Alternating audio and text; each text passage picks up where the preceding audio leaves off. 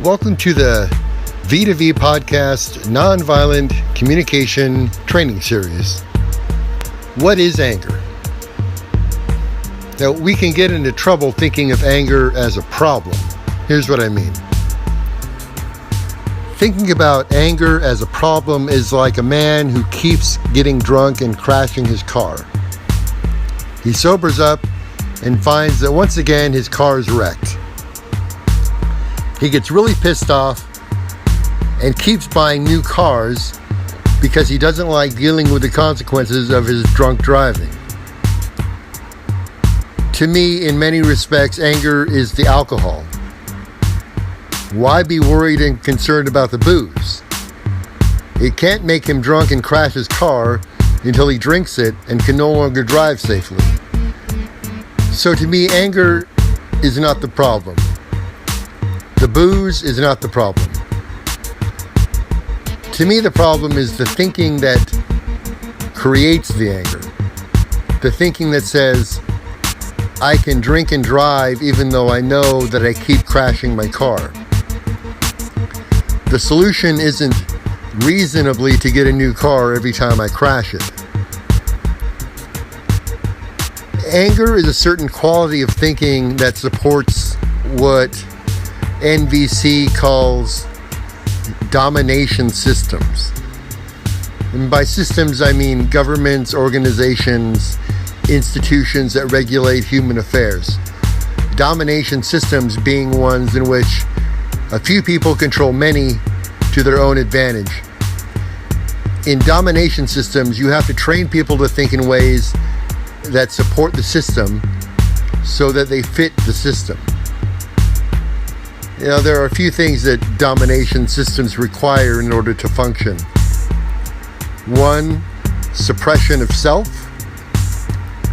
2, moralistic judgments.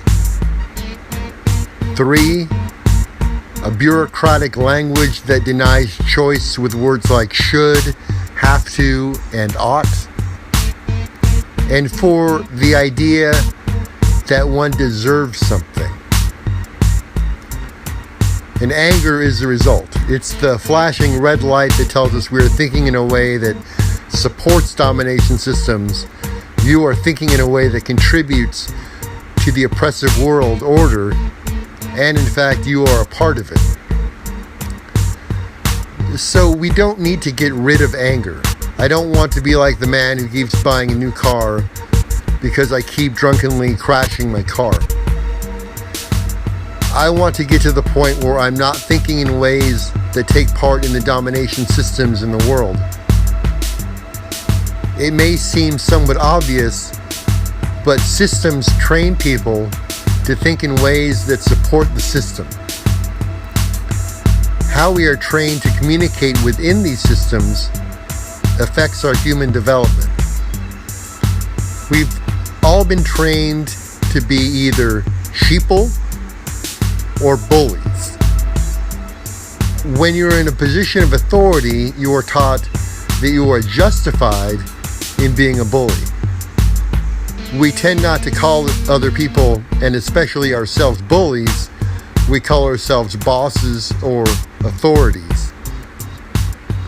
Within these domination systems, those in charge are given power, legal or social or both, in order to force through the system of what you deserve or do not deserve. We tend to look towards punishment, rewards, blame, and manipulation to get others to do things. Punishment. Make people suffer. It's to get people to change. First, you have to get people to see how awful they are. And one of the first things a child is taught is to say sorry. The parent says, say you're sorry. The child says, I am sorry. The parent says, no, you're not really sorry. I can see from your face you are not really sorry. The child begins to cry, I'm sorry. The parent, I forgive you. You have to make people feel bad about themselves in order to get them to repent. There's a reason that jails and prisons are called penitentiaries. We have this language that confirms how evil or bad someone is with words like good, bad, right, wrong, abnormal, retarded. The words that make others wrong. And they make you wrong too. So we get back to this idea of anger, that anger is not the issue. The issue for me is the thinking that produces the anger. The alcohol that gets you drunk can't crash the car. Something in this problem must be made enjoyable. If violence isn't enjoyable, the domination systems won't work. When the violence is enjoyable in any form, anger, the human feeling that results from this, to liberate ourselves from our anger means to liberate ourselves from domination systems. It's a fairly radical idea. It's a transformation in and of our thinking. We have universal human needs. They're all the same. Food, shelter, clothing, love, play, sexual drive, etc. We also have a great alarm system that alerts us when our needs are not being met. It's a motivational system called feelings. Feelings tell us when we are or are not getting our needs met. For example, if my need for food is not being met, but I don't have any feelings of hunger, then I starve. It's clear that feelings are very important. They alert us to get our needs met. When our needs are met, then we have pleasurable feelings to celebrate. It's a comprehensive and natural system. We are in a life-serving system. We want to serve life. We want to train people to think in this way, to think in terms of feelings, in terms of needs, and need-fulfilling actions.